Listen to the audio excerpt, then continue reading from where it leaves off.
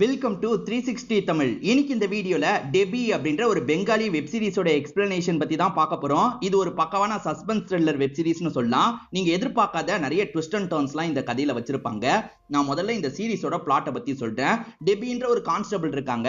என்னதான் இவங்க கான்ஸ்டபிளா இருந்தாலும் சரி, எப்படியாவது நம்ம நல்ல பேர் வாங்கணும், ஒரு பெரிய கேஸை சால்வ் பண்ணணும் அப்படின்ற மாதிரி யோசிச்சுட்டு இருக்காங்க. இந்த மாதிரி நிலைமையில ஒரு நடிகை இருக்காங்கல்ல, மர்மமான முறையில கொலை செய்யப்படுறாங்க. யார் அவங்கள கொலை பண்ணது, இதுக்கு பின்னாடி யார் இருக்கான்ற மாதிரி இந்த டெபின்ற கான்ஸ்டபிள் லேடி விசாரிக்கிறாங்க. சீனியருமே நீ எதுக்காக இல்ல தலையிடுற அப்படின்ற மாதிரிலாம் சொல்றாரு. அதை மீறி குற்றவாளியை இவங்க கண்டுபிடிச்சாங்களா இல்லையான்னு சொல்றது தான் மீதி கதை. ரொம்பவே இன்ட்ரெஸ்டிங்கா இருக்கும். நீங்க எதிர்பார்க்காத நிறைய திருப்பங்கள்லாம் வச்சிருப்பாங்க. ஃபுல் எக்ஸ்பிளனேஷனுக்குள்ள போறதுக்கு முன்னாடி வீடியோக்கு ஒரு லைக் போடுங்க.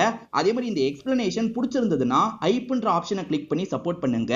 மேற்கொண்டு பேசி டைம் வேஸ்ட் பண்ணாம நம்ம நேரடியா ஃபுல் சீரிஸோட எக்ஸ்பிளனேஷனுக்குள்ள போயிடலாம். சீரிஸோட ஸ்டார்டிங் சீனே கிரைம் நடந்த ஒரு ஸ்பாட்டை காட்டுறாங்க. செங்கல் சூழன்னு சொல்லுவாங்கல்ல, அந்த இடத்துல ஒரு நபர் கொலை செய்யப்பட்டிருக்காரு. என்ன ஏதுன்ற மாதிரி போலீஸ் ஆபீசருங்க விசாரணை பண்ணிட்டு இருக்காங்க. இந்த இடத்தை விட்டு கொஞ்சம் தள்ளி, அதாவது இந்த கொலை நடந்த இடத்தை விட்டு கொஞ்சம் தள்ளி வந்து டெபின்றவங்க என்ன பண்றாங்கன்னா பூத கண்ணாடியை வச்சு செக் பண்ணிட்டு இருக்காங்க. அங்க ஏதாவது கிடைக்குமான்ற மாதிரி செக் பண்ணிட்டு இருக்காங்க. டெபி அங்க என்ன பண்ணிட்டு இருக்க, இங்க வான்ற மாதிரி அதிகாரி சத்தம் போட்டு கூப்பிடுறாரு. இந்த பொண்ணுமே அந்த இடத்துக்கு வரா. அங்க என்ன பண்ணிட்டு இருக்க, நீ கார்ல இருந்து இதை எடுத்துட்டு வா அப்படின்ற மாதிரி சொல்லிட்டாங்க. அது இவங்களை எடுபடி மாதிரி தான் யூஸ் பண்றாங்க போல. இப்ப டெபி கொஞ்சம் சீனியர் கிட்ட அசிங்கப்பட்ட மாதிரி ஜீப்பை நோக்கி வந்துட்டு இருக்காங்கல்ல, ஜீப்ல டிரைவர் மாதிரி இருக்க நபர் இருக்காரு பாத்தீங்களா, இவங்களை கிண்டல் பண்ண ஆரம்பிக்கிறாரு.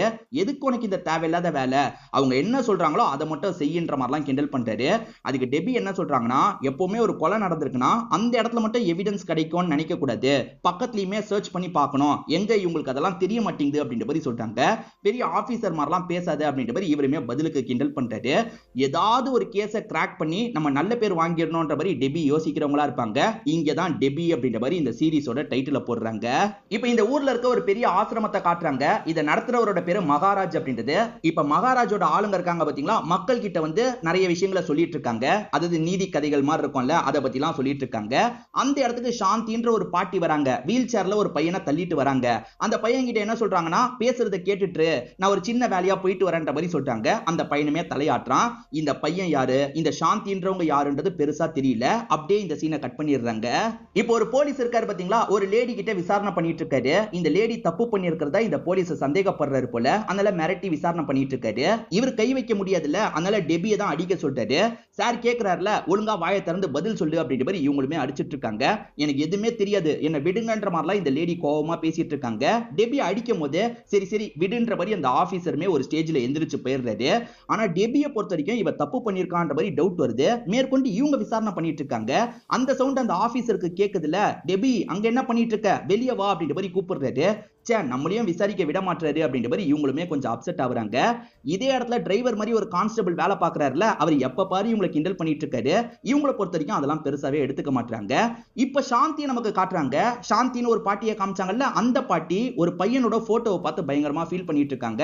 அப்பன்னு பார்த்து யாரோ கதவை தட்டுற மாதிரி சவுண்ட் கேக்குது. கதவை தட்டினது யாருன்னு பாத்தீங்கன்னா டெபியா தான் இருப்பாங்க. இந்த பாட்டி டெபியோட வீட்டுல தான் இருக்காங்க. ஆனா டெபிக்கு இந்த பாட்டி சொந்தக்காரங்க கிடையாது.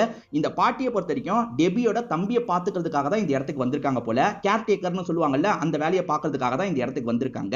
இவங்களோட கஷ்டத்தை நினைச்சு ஆளும்போது டெபி தான் சமாதானப்படுத்திட்டு இருக்காங்க. இவங்க வந்து கொஞ்ச நாட்கள் ஆயிடுச்சு போல, அதனால ரெண்டு பேருமே ரொம்ப ஃப்ரெண்ட்லியா தான் பேசிட்டு இருக்காங்க. இந்த சாந்தியை பொறுத்த வரைக்கும் சமையல் வேலையில இருந்து எல்லாத்தையும் பாத்துக்கிறாங்க. தம்பியும் நல்லபடியா பாத்துக்கிறாங்க. அதனால டெபிக்கு இவங்களை ரொம்பவே பிடிச்சிருது. இப்ப பரிமாறிட்டு இருக்கும் போது எனக்கு லீவ் வேணும், என் தம்பியோட ஊருக்கு போயிட்டு வரலான்னு இருக்கன்ற மாதிரி சொல்றாங்க. ஒன்னும் பிரச்சனை கிடையாது, 2 நாள் தானே, நீங்க தாராளமா போயிட்டு வாங்க அப்படின்ற மாதிரி டெபி சொல்றாங்க. இந்த லேடியும் சரின்ற மாதிரிலாம் இந்த இடத்துல ஏத்துக்கிறாங்க. ஆக்சுவலா டெபி வந்து என்ன நடந்தாலும் இந்த பாட்டி கிட்ட சொல்லிடுவாங்க போல. இன்னைக்கு நிறைய விஷயங்கள் நடந்தது இல்ல, விசாரணைலாம் நடந்தது இல்ல, அவங்க தப்பான ஆங்கிள் விசாரிச்சுட்டாங்க, இப்படிதான் விசாரிச்சிருக்கணும் அப்படின்ற மாதிரி இவங்க எப்படிலாம் விசாரிக்கணும்ன்றதை இந்த பாட்டி கிட்ட சொல்றாங்க. இந்த பாட்டியை இவங்களை மோட்டிவேட் பண்ற மாதிரி நல்ல விதமா பேசுறாங்க. இந்த ஊர்ல ஒரு ஆசிரமம் இருக்கிறதா சொன்ன பாத்தீங்களா, அப்பப்ப அங்க பூஜை மாதிரிலாம் நடக்கும் போல. அந்த மாதிரி ஒரு பூஜை தான் நடக்குது. இங்க இருக்க மகாராஜா பாக்குறதுக்காக ஒரு பெரிய கூட்டமே வந்திருக்கு. இவர் தான் அந்த மகாராஜா இருப்பாரு. இவர் மேல நிறைய பேர் மரியாதை வச்சிருக்காங்கன்னு தெரிய வருது. இப்போ ஒரு லேடி இருக்காங்கல்ல, எனக்கு இந்த மாதிரி ஒரு கஷ்டம்ன்ற மாதிரி இவர்கிட்ட அழுதுகிட்டே பேசிட்டு இருக்காங்க. கவலைப்படாதமா, இந்த விஷயம் பண்ணு, கஷ்டம் சரியா போயிடும் அப்படின்ற மாதிரிலாம் பேசி அனுப்புறாரு.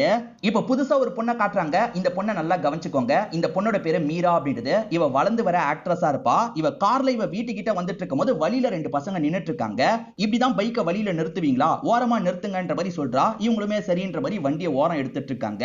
அதுல ஒரு நபரோட பேரு அசோக் அப்படின்றது. அவனுமே ஃப்ரெண்டு கிட்ட என்ன சொல்றான்னா, இவளை எனக்கு ரொம்ப பிடிச்சிருக்கு, எப்படியாவது இவளை கரெக்ட் பண்ணும் அப்படின்ற மாதிரிலாம் பேசிட்டு இருக்கான். அவ பெரிய இடத்து பொண்ணுடா, அவளெல்லாம் கரெக்ட் பண்ண முடியாது, பேசாம வேலையை பாருன்ற மாதிரி ஃப்ரெண்டு சொல்றான். இல்ல இல்ல, எப்படியாவது இவளை கரெக்ட் பண்ணுவேன் அப்படின்ற மாதிரி அவனுமே சொல்றான். இப்ப மீரான்ற ஒரு பொண்ணை காமிச்சாங்கல்ல, அந்த பொண்ணு ஸ்மோக் பண்ணிக்கிட்டே போன்ல யார்கிட்டயோ பேசிட்டு இருக்கா. யார்கிட்டயோ இவ்வளவு காசு எனக்கு வேணும், நான் ஒரு படத்தை ப்ரொடியூஸ் பண்ண போறேன், அதுல முக்கியமான ரோல்ல நடிக்க போறேன் அப்படின்ற மாதிரிலாம் பேசிட்டு இருக்கா. யார்கிட்ட இவ காசு கேட்கறா அப்படின்றது தெளிவா நம்மளுக்கு தெரியல. இப்பதான் வந்து இவ நடிச்ச படத்துல இருக்க ஹீரோ கால் பண்ணி பேசுறாரு. இன்னைக்கு நம்ம படத்துக்கான ப்ரொமோஷன் ஃபங்க்ஷன் இருக்குல்ல, கரெக்டான டைம்க்கு வந்துருன்ற மாதிரி சொல்றாரு. அதெல்லாம் கண்டிப்பா நான் வந்துருவேன்ற மாதிரி இவளுமே சிரிச்சு பேசிட்டு இருக்கா. கொஞ்சம் ஃப்ளோட் பண்ற மாதிரிலாம் பேசிட்டு இருக்கா. இப்ப ப்ரொமோஷன் ஃபங்க்ஷன் நடக்கிற இடத்தை நமக்கு காட்டுறாங்க. இவளுமே ஒரு முக்கியமான ரோல் பண்ணிருக்கா போல. இப்ப ஒவ்வொருத்தரா அந்த இடத்துக்கு வந்துட்டு இருக்காங்க. இப்ப மொட்டை அடிச்ச மாதிரி ஒருத்தரை காட்டுறாங்க பாத்தீங்களா, இவர் தான் இந்த படத்தோட டைரக்டரா இருப்பாரு. இந்த படம் சூப்பரா வந்திருக்கு, கண்டிப்பா உங்க எல்லாருக்குமே பிடிக்கும் அப்படின்ற மாதிரி இவர் ஜெனரலா பேசிட்டு இருக்காரு. இப்ப ஒவ்வொருத்தரா இந்த இடத்துக்கு வர ஆரம்பிச்சிடுறாங்க. இந்த மீரான்ற பொண்ணு இருக்கா பாத்தீங்களா, இந்த இடத்துக்கு வந்துடுறா. எல்லாரும் கூடயும் சேர்ந்து போட்டோ எல்லாம் எடுத்துட்டு இருக்கா. மீரா சீக்கிரமாவே இங்க இருந்து கிளம்புறதுக்கு முடிவெடுக்கிறா. இந்த டைரக்டருக்கும் சரி அந்த ஆக்டருக்கும் சரி இந்த மீரா மேல ஒரு கண் இருக்கு போல. ஏன்னா ரெண்டு பேருமே கொஞ்சம் குறுகுறுன்னு தான் மீராவை பார்த்துட்டு இருக்காங்க. மீராக்கு அப்ப போன் கால் வருது. ஓகே ஓகே நான் வரேன்ற மாதிரி மீராவும் போன்ல பேசிட்டு இருக்காங்க. இந்த ஆக்டரும் சரி டைரக்டரும் சரி இருந்துட்டு போ அப்படின்ற மாதிரிலாம் சொல்றாங்க. இல்ல இல்ல எனக்கு முக்கியமான வேலை இருக்கு, நான் கிளம்புறேன்ற மாதிரி பாதியிலேயே கிளம்பிடுறாங்க. இவங்களுமே சரி ஓகேன்ற மாதிரி பேசிட்டு இருக்காங்க. இப்ப இவங்க இருக்காங்கல்ல, இந்த ரூட்டுக்கு எதுக்காக என்ன வர வைக்கிறீங்க, நான் அவ்வளவு தூரம் நடந்து வரணுமா அப்படின்ற மாதிரி போன்ல பேசிட்டு இருக்காங்க. சரி நடந்து போவோன்ற மாதிரி குறுகலா இருக்க ஒரு ரோட்ல நடந்து போயிட்டு இருக்காங்க. அந்த இடம் இருட்டா வேற இருக்கு. இவங்க கஷ்டப்பட்டு நடந்து போயிட்டு இருக்காங்க. அப்பன்னு பார்த்து இவங்களுக்கு பின்னாடி யாரோ வந்து அட்டாக் பண்றதுக்கு ரெடியா இருக்காங்க. இப்ப சட்டுன்னு பின்னாடி வந்தவங்க என்ன பண்றாங்கன்னா, இந்த பொண்ணோட கழுத்துல ஒரு ஊசியை இறக்கிடுறாங்க. பின்னாடி இருந்து அட்டாக் பண்ணது யாருன்றது தெரியல. இந்த பொண்ணை சாவடிக்கிறதுக்காக பிளான் பண்ணிருக்காங்க போல. இப்ப இந்த பொண்ணு கீழே விழுந்துடுறா. இப்ப நம்ம ஹீரோயின் டெபி என்ன பண்றாங்கன்னா, அந்த ஆன்ட்டி கிட்ட பேசலான்ற மாதிரி வீடியோ கால் மூலியமா அந்த ஆன்ட்டி கிட்ட பேசுறாங்க. என்ன ஆன்ட்டி, உங்க தம்பி எல்லாம் பாத்தீங்களா அப்படின்னு கேட்கும்போது, தம்பி எல்லாம் பாத்துட்டோமா, நான் சொன்ன மாதிரி இன்னும் 2 நாள்ல வந்துடுறேன் அப்படின்ற மாதிரி சொல்றாங்க. ஒன்னும் பிரச்சனை இல்ல, நீங்க இன்னும் டைமை ஸ்பெண்ட் பண்ணிட்டு கூட வாங்க அப்படின்ற மாதிரி டெபியுமே பேசி முடிச்சிடுறாங்க. அந்த நாள் நைட்டு டெபி உங்களோட வேலையை பார்த்துட்டு இருக்கும் போது ஒரு கார் இந்த இடத்துக்கு வருது. கார்ல இருந்து இறங்குறது யாருன்னு பாத்தீங்கன்னா மகாராஜ் தான் இறங்குறாரு. அவரை பார்த்தோன்னே எல்லாருமே ஆச்சரியப்படுறாங்க. அவருக்கு என்ன பிரச்சனையா இருக்கும், எதுக்கு ஸ்டேஷனுக்கு வராருன்ற மாதிரி பார்த்துட்டு இருக்காங்க. அவரை பார்த்தோன்னே எல்லாருமே கால்ல விழுறாங்க. ஏன்னா அந்த அளவுக்கு எல்லாருமே இவர் மேல மரியாதை வச்சிருப்பாங்க. இவருமே உள்ள வந்து இன்ஸ்பெக்டர் கிட்ட பேச ஆரம்பிக்கிறாரு. நல்லா கவனிச்சுக்கோங்க, இங்க இருக்கவர் தான் இன்ஸ்பெக்டரா இருப்பாரு. இப்ப டெபியை இவர் என்னதான் சொல்றாரு அப்படின்ற மாதிரி பக்கத்துல இருந்து கவனிச்சிட்டு இருக்காங்க. இன்ஸ்பெக்டர் என்னாச்சுன்னு கேட்கும்போது மகாராஜ் என்ன சொல்றாருன்னா, மீரான்ற பொண்ணு காணாம போயிட்டா, அவளை பொறுத்த வரைக்கும் என்னோட சொந்தக்கார பொண்ணு, என் பொண்ணு மாதிரி தான், அதனால தான் கம்ப்ளைண்ட் பண்றதுக்காக வந்திருக்கன்ற மாதிரி சொல்லிட்டாரு. மீரான்னு ஒரு பொண்ணு கொல்லப்பட்ட மாதிரி நமக்கு காமிச்சாங்கல்ல, அதெல்லாம் இவருக்கு தெரியல போல. மிஸ்ஸிங் கம்ப்ளைண்ட் தரதுக்காக வந்திருக்காரு. இப்ப இன்ஸ்பெக்டருமே ஜெனரலா சில கேள்வி எல்லாம் கேட்கறாரு. எப்பத்துல இருந்து மிஸ்ஸிங் அப்படின்ற மாதிரிலாம் கேட்டுட்டு இருக்காரு. இப்ப டெபி இருக்காங்கல்ல, ஸ்டேஷன்ல இருந்து வீட்டுக்கு வந்துடுறாங்க. தம்பிக்கு சாப்பாடுலாம் ஊட்டி விட்டுட்டு இருக்காங்க. சாந்தி கிட்ட எப்பவுமே ஸ்டேஷன்ல நடக்கிறத சொல்லுவாங்கல்ல, அந்த மாதிரி இன்னைக்கு ஸ்டேஷனுக்கு மகாராஜ் வந்தாரு, அவரோட சொந்தக்கார பொண்ணு மிஸ்ஸிங்கா அப்படின்ற மாதிரிலாம் சொல்லிட்டு இருக்காங்க. ஓஹோ, மகாராஜுக்கே ஒரு பிரச்சனையா அப்படின்ற மாதிரி சாந்தி கேக்குறாங்க. ஏன்னா அவரை பாக்குறதுக்காக தான், அதாவது அவரோட இடத்துக்கு தான் தம்பி எல்லாம் கூட்டு போயிருப்பாங்க.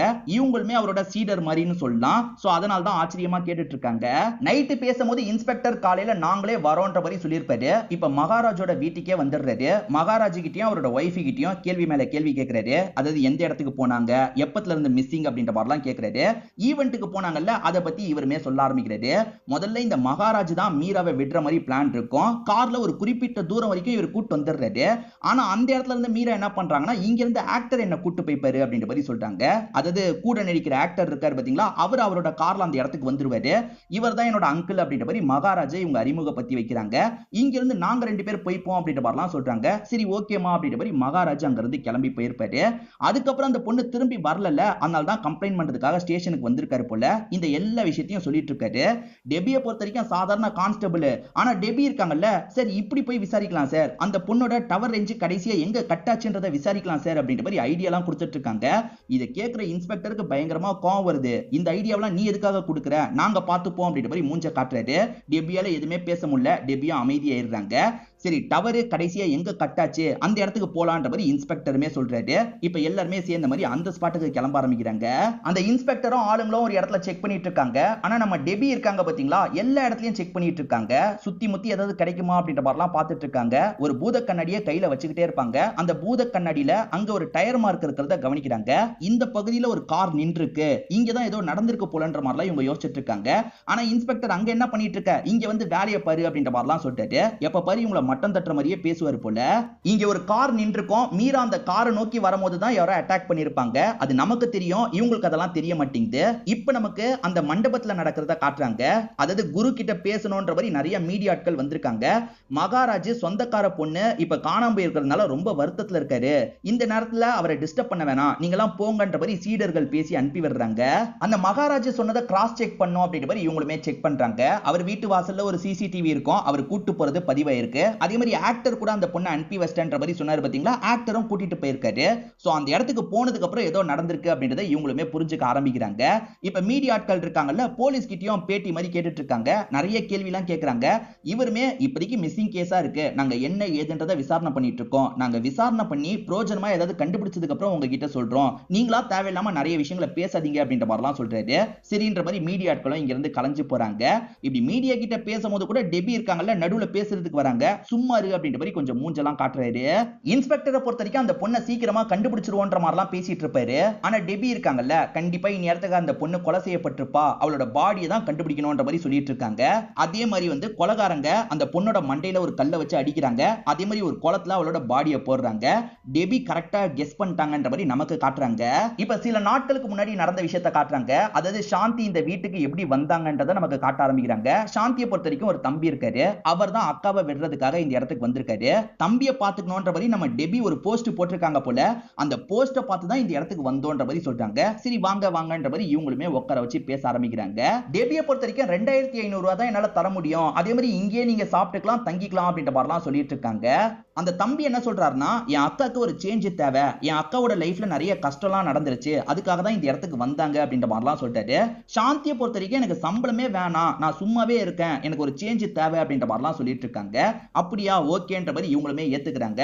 அடுத்த வாட்டி வரும்போது எனக்கு ப்ரூஃப் எல்லாம் மட்டும் எடுத்துட்டு வந்து தந்துருங்க அப்படின்ற மாதிரி டெபி சொல்றாங்க. கண்டிப்பா கண்டிப்பா அப்படின்ற மாதிரி தம்பியும் இங்க இருந்து கிளம்ப ஆரம்பிக்கிறாரு. அப்படியே கட் பண்ணி இப்ப கதை பிரசன்ட்டுக்கு வருது. டெபியும் காலையில நேரம் ஸ்டேஷனுக்கு வராங்க. உள்ள விசாரணை நடந்துட்டு இருக்குன்ற மாதிரி அந்த கான்ஸ்டபிள் சொல்றாரு. என்ன விசாரணைனா, அந்த டைரக்டர் அதே சமயம் ஆக்டர் கிட்ட விசாரிக்கணும்ன்ற மாதிரி யோசிக்கிறாங்க. இப்ப டைரக்டர் கிட்ட விசாரிக்கும் போது இவரை ப்ளேம் பண்ற மாதிரிலாம் பேசிட்டு இருக்காங்க.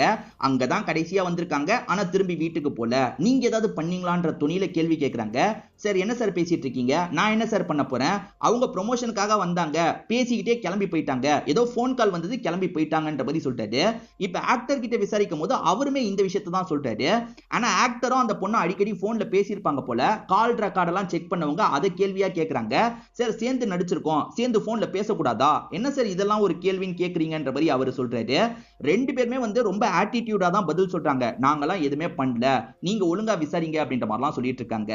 சார் அந்த இடத்துல ஒரு டயர் மார்க் கிடைச்சது சார், அந்த டயர் மார்க்கை வச்சு விசாரிக்கலாம்ன்ற மாதிரி டெபி சொல்றாங்க. ஆனா இன்ஸ்பெக்டர் கேட்கவே மாட்டாரு. உன் வேலையை மட்டும் நீ பாருன்ற மாதிரிலாம் சொல்லிடுறாரு. ஆனா இவங்களை பொறுத்த வரைக்கும் யார் அந்த இடத்துக்கு வந்திருப்பா அப்படின்ற மாதிரி யோசிக்கிறாங்க. அதாவது டைரக்டர் ஏதாவது பண்ணிருப்பாரா, இல்ல ஆக்டர் ஏதாவது பண்ணிருப்பாரா, இல்ல மூணாவதா ஒரு மனுஷன் அந்த இடத்துக்கு வந்து ஏதாவது பண்ணிருப்பானா அப்படின்ற மாதிரி இவங்க கணக்கெல்லாம் பண்ணிட்டு இருக்காங்க. இவங்க ரொம்ப யோசிச்சுட்டு இருக்கிறத அந்த சாந்தி கவனிக்கிறாங்கல்ல, என்னமா அப்படி யோசிச்சுட்டு இருக்கன்னு கேக்குறாங்க. இவங்களுமே கேஸ பத்திலாம் சாந்தி கிட்ட சொல்றாங்க. அதாவது இவங்களுக்கு என்னென்ன தியரி எல்லாம் தோணுதோ அதெல்லாம் சொல்றாங்க. நம்ம டெபியை பொறுத்த வரைக்கும் ஏதாவது வாய்ப்பு கிடைக்குமான்னு ட்ரை பண்றாங்கல்ல, இந்த கேஸை நம்ம கிராக் பண்ணோம் அப்படின்ற மாதிரி நிறைய பேர்கிட்ட விசாரணை பண்றாங்க. யாராவது எதையாவது பார்த்திருப்பாங்களா அப்படின்ற மாதிரி விசாரணை பண்றாங்க. இப்போ ஒரு டீ கடையில உட்காந்து டீ குடிச்சிட்டு இருக்கும் போது பின்னாடி ரெண்டு பேர் பேசிக்கிறது கேக்குது. இவங்க ரெண்டு பேருமே மகாராஜ் கிட்ட அசிஸ்டண்டா இருக்கவங்களா இருப்பாங்க. ஆக்சுவலா மகாராஜ் அந்த மீரா என்னோட சொந்தக்கார பொண்ணுன்ற மாதிரி சொல்லியிருப்பாரு. ஆனா இவங்க என்ன பேசிக்கிறாங்கன்னா, மீராக்கும் இவருக்கும் சம்பந்தமே இல்ல, ஆனா அந்த மீராக்காக இவ்வளவு துடிச்சு போறாரு அப்படின்ற மாதிரிலாம் பேசிட்டு இருக்காங்க. எது மீரா சொந்தக்கார பொண்ணு இல்லையான்ற மாதிரி இவங்க ஷாக் ஆகுறாங்க. இத பத்தி இன்ஸ்பெக்டர் கிட்ட சொல்றாங்க. என்ன சொல்ற அப்படின்ற மாதிரி இன்ஸ்பெக்டருமே ஆச்சரியப்படுறாரு. இத பத்தி மகாராஜ் கிட்ட கேட்கணும்ன்ற மாதிரி கேக்குறாரு. மகாராஜ் என்ன சொல்றாருன்னா, என்கிட்ட சீடர் மாதிரி வர எல்லாரையும் நான் சொந்தமா தான் பார்ப்பேன், அந்த மாதிரி அந்த அந்த பொண்ணையும் நான் சொந்தமா தான் பார்த்தேன் அப்படின்ற மாதிரிலாம் சொல்லிட்டு சரி ஓகேன்ற மாதிரி இவங்களுமே ஏத்துக்கிறாங்க. இப்ப டெபி வீட்டுக்கு வரும்போது அந்த பாட்டியோட தம்பி பேசி முடிச்சுட்டு கிளம்புறாரு. ஒரு டீ குடிச்சிட்டு போங்கன்ற மாதிரி டெபி சொல்றாங்க. இல்ல டைம் ஆயிடுச்சு அப்படின்ற மாதிரி அவருமே அங்க இருந்து கிளம்பிடுறாரு. டெபியும் பாட்டியும் சேர்ந்த மாதிரி தான் படுத்து தூங்குவாங்க போல. தம்பி தனியா அந்த ரூம்ல இருக்கான்ல, தம்பியே டம்ளரை எடுக்கிறதுக்கு ட்ரை பண்றான். அப்படி எடுக்கிறதுக்கு ட்ரை பண்ணும்போது டம்ளர் கீழே விழுந்துருது. பெரிய சவுண்ட் கேக்குது. தம்பியுமே கொஞ்சம் கீழே விழுந்துடுறான். என்னாச்சு ஏதாச்சுன்ற மாதிரி பாக்குறதுக்காக வராங்க. தம்பிக்கு இப்படி காயப்பட்டுருச்சே அப்படின்ற மாதிரி இவங்க ஃபீல் பண்ணிட்டு இருக்காங்க. அப்படி அந்த பொருள்லாம் இவங்க எடுத்து வைக்கலாம்னு நினைக்கும் போது ஏதோ ஒரு பொருளை பார்த்து ஷாக் ஆகுறாங்க. இவங்க என்ன பொருளை பார்த்து ஷாக் ஆகுறாங்க அப்படின்றத கிளியரா காட்டாமையே இங்க ஒரு எபிசோட முடிக்கிறாங்க. அந்த கிரைம் நடந்த இடத்துல ஒரு காரோட தடம் தெரிஞ்சது பாத்தீங்களா? அந்த காரை ஒருத்தன் வந்து எடுத்துட்டு போறான். எடுத்துட்டு போறதுக்கு முன்னாடி ஒருத்தர் கிட்ட இருந்து காசை வாங்குறான். அதாவது இவர் யூஸ் பண்ணிக்கிறதுக்காக தான் காரை தந்திருக்கான் போல. அவர்கிட்ட இருந்து காசெல்லாம் வாங்கிட்டு கிளம்புறான். இப்ப டெபி என்ன பண்றாங்கன்னா அந்த கிரைம் நடந்த இடத்துக்கு வந்துடுறாங்க. எதாவது கிடைக்குமா அப்படின்ற மாதிரிலாம் தேடி பார்த்துட்டு இருக்காங்க. சின்ன க்ளூ கிடைச்சா கூட நம்ம கண்டுபிடிக்கலாம்னு யோசிக்கிறாங்க. இப்ப மகாராஜும் அவரோட ஒய்ஃபும் சேர்ந்த மாதிரி இன்ஸ்பெக்டரை பார்க்கறதுக்காக வந்திருக்காங்க. இந்த மகாராஜோட ஒய்ஃபுக்கு ஒன்னு தோணி இருக்கும். அதை சொல்லான்றதுக்காக தான் இந்த இடத்துக்கு வந்திருப்பாங்க. இவங்க சொல்றதை நமக்கு விஷுவலா காட்டுறாங்க. மீரா ஒரு நாள் கொஞ்சம் அப்செட்டா வந்து வீட்டுக்கு வரா. இவங்களுமே என்னாச்சுன்னு கேக்குறாங்க. வீடுனா வீடு கிடையாது, ஆசிரமத்துல இருக்க ஒரு பகுதி. என்னாச்சுன்னு இவளுமே சொல்ல ஆரம்பிக்கிறா. அது என்னன்னா ரெகுலரா ஒருத்தன் என்ன தொல்லை பண்றான்ற மாதிரி சொல்லியிருப்பா. அதாவது ஏற்கனவே வந்து அசோக்னு ஒருத்தன் பார்த்த மாதிரி காமிச்சாங்கல்ல, அவன் தான் தொல்லை பண்ணிருக்கான் போல. இது புது இன்ஃபர்மேஷனா இருக்குல்ல, அந்த அசோக்கை தூக்கணும்னு இன்ஸ்பெக்டர் யோசிக்கிறாரு. இன்னொன்னு பக்கம் டெபி இருக்காங்க பாத்தீங்களா, யார பத்தியே விசாரிச்சுட்டு இருக்காங்க. யார பத்தி விசாரிக்கிறாங்க அப்படின்றது கிளியரா நமக்கு தெரிய மாட்டேங்குது. அதே மாதிரி அவங்க ஆளுங்க கிட்ட என்ன கேக்குறாங்க, ஆளுங்க என்ன சொல்றாங்க அப்படின்றதையும் நமக்கு காட்ட மாட்டாங்க. இப்ப இன்ஸ்பெக்டர் அவன் யாருன்றதை கண்டுபிடிச்சிடுறாரு. அவன் பேர் அசோக். அவன் கொஞ்சம் பொறுக்கித்தனம்லாம் பண்றவன்றது தெரிய வருது. அவனை தூக்கி அடிச்சா எல்லா உண்மையும் வெளியே வந்துரும்ன்ற மாதிரி சொல்றாரு. இப்ப அசோக்கை லாக் பண்ணி அடின்னு அடிக்க ஆரம்பிக்கிறாங்க. இந்த அசோக் யாருன்றதை உங்களுக்கு ஞாபகப்படுத்திடுறேன். இந்த மீரா செம்மையா இருக்கா, இவளை எப்படியாவது இம்ப்ரெஸ் பண்ணும் அப்படின்ற மாதிரி ஃப்ரெண்டு கிட்ட ஒருத்தன் பேசினா பாத்தீங்களா, அவன் தான் இந்த அசோக்கா இருப்பான். நீ தொடர்ச்சியா அந்த பொண்ணு கிட்ட வம்பு பண்ற மாதிரிலாம் பண்ணிருக்க, உண்மையை சொல்லுன்னு கேட்கும்போது இவனுமே நடந்த விஷயத்த சொல்றான். அந்த பொண்ணு கார் எடுத்துட்டு போயிட்டு இருக்கும் போது இவன் வண்டியை நடுவுல நிறுத்தி இந்த பொண்ணு கிட்ட பிரச்சனை பண்ணிருப்பான். உன்னை எனக்கு பிடிச்சிருக்குன்ற மாதிரிலாம் பேசியிருப்பான். இந்த பொண்ணுமே கோவப்பட்டு பேசியிருப்பாங்க. உன்னெல்லாம் எனக்கு பிடிக்கல, இதுக்கப்புறம் என்கிட்ட இந்த மாதிரிலாம் நடந்துக்காது அப்படின்ற மாதிரி வார்னிங் கொடுத்து அனுப்பியிருப்பாங்க. அந்த வார்னிங்க மனசுல வச்சு அந்த பொண்ணை நீ தானே சாவடிச்ச, ஒழுங்கா சொல்டா அப்படின்ற மாதிரிலாம் கேக்குறாங்க. சார் சத்தியமா அந்த மாதிரி எதுவுமே நடக்கலன்ற மாதிரி இவனுமே சொல்லிட்டு இருக்கான். இப்ப நம்ம டெபி இருக்காங்கல்ல, எதையோ யோசிச்சுக்கிட்டே ஜன்னல் வழியா வேடிக்கை பார்த்துட்டு இருக்காங்க. அப்ப சாந்தியும் என்னமா யோசிக்கிற அப்படின்ற மாதிரி இவங்க கிட்ட பேசுறாங்க. டெபி கேஸ்ல என்ன கண்டுபிடிச்சாலும் இந்த பாட்டி கிட்ட சொல்லுவாங்கல்ல, அந்த மாதிரி இப்ப கண்டுபிடிச்சிருக்க ஒரு விஷயத்த சொல்றாங்க. அந்த கிரைம் நடந்த இடத்துல கண்டிப்பா ஏதோ ஒரு தடயம் இருக்கு. நானும் எவ்வளவோ தேடி பார்த்தேன், எனக்கு அந்த தடயமே கிடைக்கல. நிச்சயமா எனக்கு அந்த தடயம் கிடைக்கும். அது மூலியமா இந்த கேஸையே நான் கிராக் பண்ணுவேன் அப்படின்ற மாதிரிலாம் சொல்லிட்டு இருக்காங்க. சரி நம்ம சாப்பிடலாமா அப்படின்ற மாதிரி சிரிச்சுக்கிட்டே கேக்குறாங்க. சரி ஓகேன்ற மாதிரி இந்த பாட்டியும் இவங்களை சாப்பிடுறதுக்காக கூட்டு போறாங்க. இப்ப நைட்டு ஒரு 11 மணி ஆகுது. இந்த பாட்டி இருக்காங்கல்ல, எல்லாருமே தூங்குனதுக்கு அப்புறம் நைஸா இந்த வீட்டோட கதவை திறந்து கிளம்புறாங்க. இந்த நேரத்துல இந்த பாட்டி எங்க கிளம்புறாங்கன்னு பார்த்தா அந்த குற்றம் நடந்தது பாத்தீங்களா, அந்த பகுதிக்கு தான் வந்திருக்காங்க. ஒரு வண்டி பிடிச்ச மாதிரி தான் அந்த இடத்துக்கு வந்திருப்பாங்க. அப்படி வந்தவங்க ஏதாவது கிடைக்குதான்ற மாதிரி தேடி பாக்குறாங்க.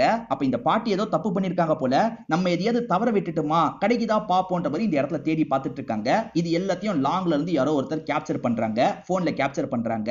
இப்ப டெபி இருக்காங்கல்ல, சாந்தியோட தம்பியை பாக்குறதுக்காக வந்துடுறாங்க. அவங்க லைஃப்ல ஏதோ கஷ்டம் இருக்கிறதா சொன்னீங்கல்ல, என்ன கஷ்டம்ன்ற மாதிரி கேக்குறாங்க. இந்த தம்பியும் நடந்த விஷயத்த சொல்ல ஆரம்பிக்கிறாரு.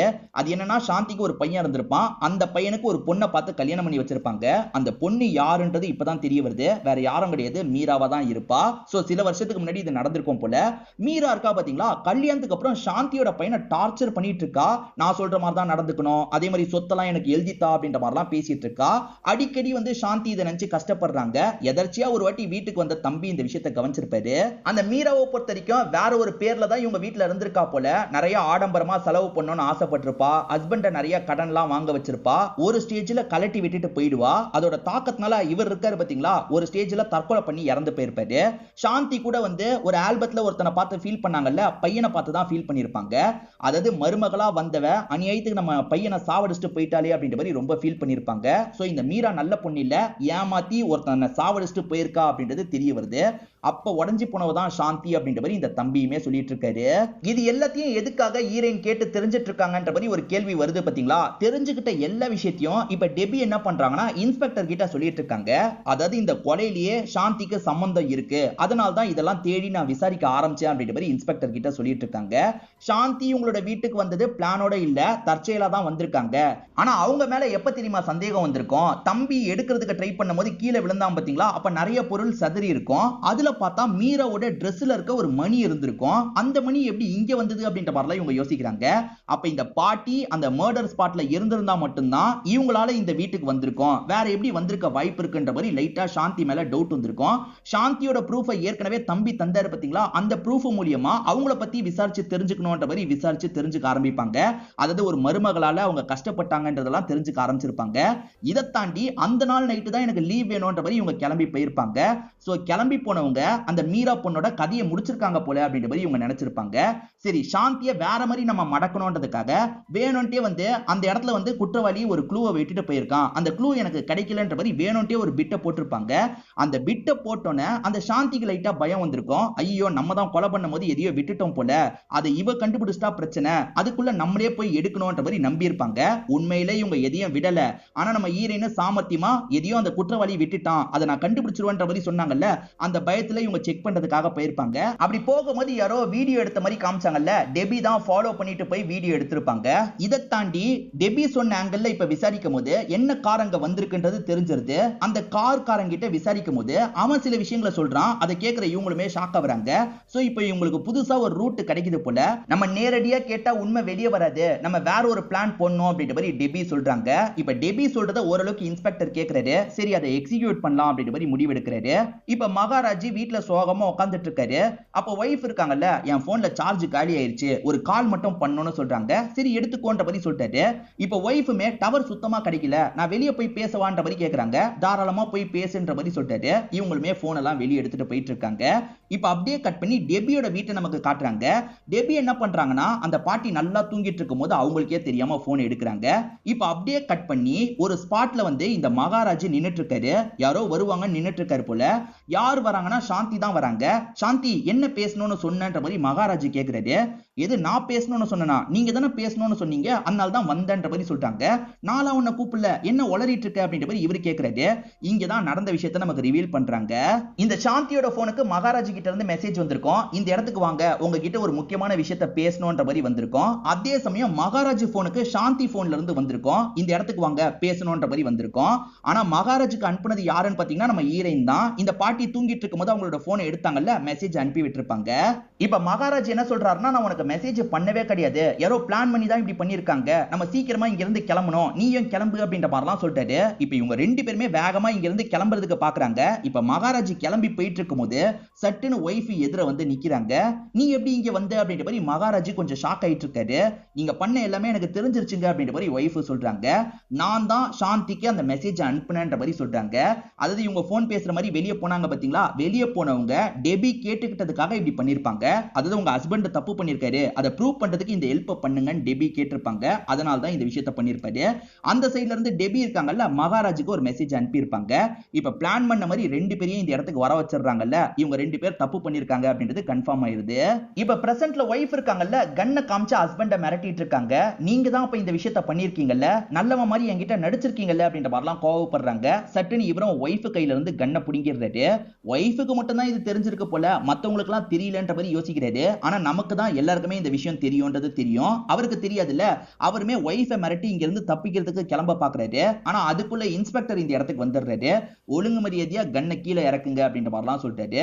இவர் இந்த இன்ஸ்பெக்டர் கிட்ட இருந்து தப்பிக்கணும்னு வேற ஒரு பக்கம் ஓட ஆரம்பிக்கிறாரு. அந்த இடத்துல பார்த்தா டெபி லாக் பண்ணிட்டாங்க. நீங்க எங்கேயும் தப்பிக்க முடியாது, என்ன நடந்திருக்கோன்றதை என்னால புரிஞ்சுக்க முடியுது, ஒழுங்கா நீங்களே என்ன நடந்ததுன்றத சொல்லுங்க, நீங்க தான் இந்த விஷயத்தை பண்ணிருக்கீங்க, அதாவது நீங்க ரெண்டு பேர் தான் இந்த விஷயத்தை பண்ணிருக்கீங்க, உண்மையை சொல்லுங்கன்னு கேட்கும்போது இவருமே எல்லா உண்மையை சொல்லலான்ற மாதிரி முடிவெடுக்கிறாரு. இந்த மகாராஜா பொறுத்த வரைக்கும் எப்ப பாரு பூஜைன்ற மாதிரி இருக்கவரா இருப்பாரு, சபலப்படவே மாட்டாரு. ஆனா அந்த பொண்ணு அந்த இடத்துக்கு வந்ததுல இருந்து இவரை வேணும்ட்டே சபலப்பட வச்சுக்கிட்டே இருக்காங்க. வேணும்ட்டே ஆட்டா ட்ரெஸ் பண்ணிட்டுலாம் வந்துட்டு இருக்காங்க. இவருமே முடிஞ்ச அளவுக்கு கண்ட்ரோல் பண்ணி தான் பாக்குறாரு. ஆனா ஒரு நாள் நைட்டு அந்த பொண்ணு கிட்ட இவர் எல்லை மீறி நடந்துடுறாரு. அந்த பொண்ணு ரொம்ப நாளாவே இந்த பிளான பண்ணிட்டு இருக்காங்க. இவர் கண்ட்ரோல் பண்ண முடியாம அந்த பொண்ணு கூட ஒன்னா இருந்துடுறாரு. அந்த பொண்ணு இப்படி ஒன்னா இருந்ததை வீடியோ மாதிரி எடுத்திருப்பாங்க. அதெல்லாம் இவருக்கு தெரிய மாட்டேங்குது.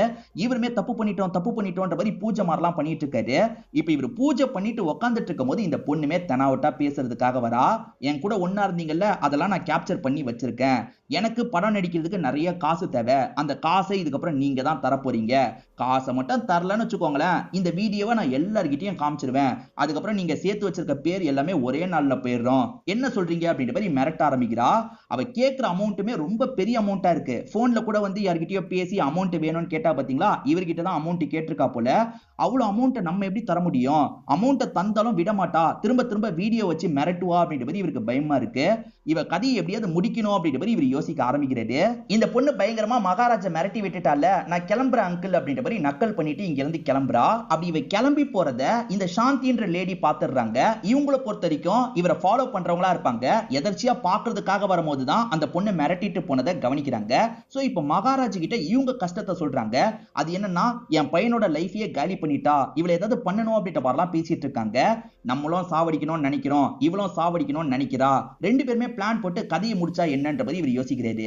இந்த மாதிரி சமயத்துல தான் அந்த பொண்ணுக்கு அந்த ப்ரொமோஷன் ஈவென்ட் வரும். அதே மாதிரி அந்த பொண்ணுமே நாளுக்கு நாள் கொஞ்சம் அதிகமா மிரட்டிட்டு இருக்கா. அந்த ப்ரொமோஷன் அன்னைக்கு நைட்டு கதையை முடிச்சிடலாம்னு யோசிக்கிறாரு.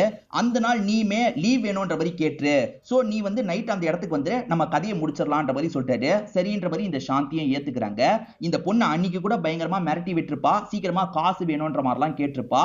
அதே மாதிரி இவர் தான் வந்து கார்ல ஒரு குறிப்பிட்ட தூரம் டிராப் பண்றதுக்காக வந்திருப்பாரு. அதுக்கப்புறம் ஆக்டர் கூட சேர்ந்த மாதிரி அவங்க கிளம்பி இருப்பாங்க. அதுக்கப்புறம் இவர் என்ன பண்ணுவாருன்னா, இவர் கார் எடுத்துட்டு வீட்டுக்கு வந்துருவாரு. ஆனா நைஸா வேற ஒரு கார் எடுத்துட்டு அந்த ஸ்பாட்டுக்கு கிளம்ப ஆரம்பிச்சிருப்பாரு. நான் இங்க தான் இருக்கேன், வந்து காசை வாங்கிக்கோன்ற மாதிரி சொல்லியிருப்பாரு. வேணும்ட்டே கஷ்டமான ரூட் வழியா வான்ற மாதிரி சொல்லியிருப்பாரு. இந்த இடத்துல எதுக்காக என்ன நடக்க வைக்கிறீங்கன்ற மாதிரி அந்த மீராவும் புலம்பிக்கிட்டே வந்துட்டு இருக்கா. அவ வருவா, நீ அப்ப பின்னாடி இருந்து அட்டாக் பண்ணிருன்ற மாதிரி சாந்தி கிட்ட சொல்லிட்டாரு. சாந்தியும் ஒரு மரத்துக்கு பின்னாடி வெயிட் பண்ணிட்டு இருக்காங்க. அந்த மீரா கொஞ்சம் ட்ரிங்க் வேற பண்ணிருப்பா. இந்த இடத்துல என்ன நடக்க வைக்கிறீங்களேன்னு புலம்பிக்கிட்டே வந்துட்டு இருக்கா. அப்ப சட்டுன்னு இந்த லேடி இருக்காங்கல்ல, பின்னாடி இருந்து ஊசியை வச்சு குத்துறாங்க. இவளோட கதை முடிஞ்சிருது. சோ இப்ப கதையை முடிச்சவங்க பாடியை டிஸ்போஸ் பண்ணும், அதுக்காக இங்க இருந்து கொண்டு போலாம் அப்படின்ற மாதிரி தரன்னு அங்க இருந்து கொண்டு போயிருப்பாங்க. சாந்தி என் கையாலேயே சாவடிக்கிறேன் அப்படின்ற மாதிரி சொல்றாங்க. இப்ப ஜஸ்ட் மயக்கமாக்கி இருக்காங்க போல, என் கையாலேயே சாவடிக்கிறேன்ற மாதிரி சாந்தி இருக்காங்கல்ல, ஒரு கல் எடுத்து மண்டையிலேயே அடி அடின்னு அடிக்கிறாங்க. ஆக்சுவலா பையனை இவ சாவடிச்சிட்டால, அதாவது கஷ்டப்பட்டு சாவடிச்சிட்டால, அதெல்லாம் மைண்டுக்குள்ள ஓடிட்டு இருக்கு. அதெல்லாம் யோசிச்சு பார்த்து தான் மண்டையில அடிச்சு சாவடிச்சிடுறாங்க. பக்கத்துலயே ஒரு குளம் இருக்கும், இந்த குளத்துல பாடியை போட்டுடலாம் அப்படின்ற மாதிரி ரெண்டு பேருமே பாடியை போட்டிருப்பாங்க. மகாராஜி எதுவுமே தெரியாத மாதிரி அவ காணாம போயிட்டான்னு கம்ப்ளைண்ட் கொடுக்கிறதுக்காக வந்திருப்பாரு. ரெண்டு பேருமே நம்ம கண்டிப்பா மாட்ட மாட்டோம், தப்பிச்சிடலாம் அப்படின்ற மாதிரி யோசிச்சிருப்பாங்க. இப்ப ரெண்டு பேர் சேர்ந்து தான் பண்ணிருக்காங்கன்னு தெரிஞ்சிருச்சுல்ல, இவங்க ரெண்டு பேரை அரெஸ்ட் பண்ணி கூட்டிட்டு போற வேலை எல்லாம் பார்த்துட்டு இருக்காங்க. இப்ப எப்பவுமே போல இந்த டெபி வந்து அந்த பையன் கூட பேசிட்டு இருக்காங்க. அந்த பையனுமே டெபி உனக்கு சீக்கிரமா ப்ரொமோஷன் கூட கிடைக்கும் அப்படின்ற மாதிரி சந்தோஷமா சொல்றாரு. ஆனா இவங்க சோகமா இருக்காங்க. ஏன் சோகமா இருக்கன்ற மாதிரி கேக்குறாரு. இப்போ வந்து பாடி கிடைச்சிருச்சு, அந்த காரும் கிடைச்சிருச்சு. ஆனா அந்த மீரா போட்டிருந்த கம்மல் மட்டும் மிஸ் ஆகுது. அந்த கம்மலை யார் எடுத்திருப்பா, இதுல வேற யாரோ இருக்காங்க போல அப்படின்ற மாதிரிலாம் சொல்றாங்க. அப்ப போன் கால்ல ஒரு ஷாக்கிங்கான தகவல் தெரிய வருது. அதாவது ஜெயில இருந்த அந்த சாந்தியை யாரோ சாவடிச்சிருக்காங்க போல. அதே மாதிரி வந்து இவர் வந்து பூஜை மாதிரி பண்ணிட்டு இருக்காரு. இந்த மகாராஜா அவரோட இடத்துல பூஜை மாதிரி பண்ணிட்டு இருக்காரு. அப்ப இவர் யாரோ பாக்குறதுக்காக வராங்க. இவருமே லைட்டா அவங்கள பார்த்து ஸ்மைல் பண்றாரு. அதாவது வேற ஒரு கேரக்டர் இருக்குன்ற மாதிரி நமக்கு காட்டுறாங்க. ஆனா யாரு என்னன்றதை காட்டாம இந்த சீரிஸோட கதையை முடிச்சிடுறாங்க. அடுத்த சீசன்ல ஒரு வேளை கண்டினியூ பண்ண கூட வாய்ப்பு இருக்கு. கண்டிப்பா இந்த சீசன் உங்க எல்லாருக்குமே பிடிச்சிருக்கும்னு நம்புறேன். இந்த வீடியோ உங்களுக்கு பிடிச்சிருந்ததுன்னா லைக் பண்ணுங்க, கமெண்ட் பண்ணுங்க, மறக்காம 360 தமிழ் சேனலை சப்ஸ்கிரைப் பண்ணுங்க. தொடர்ச்சியா இந்த மாதிரி வீடியோக்கள் வந்துகிட்டே தான் இருக்கும்.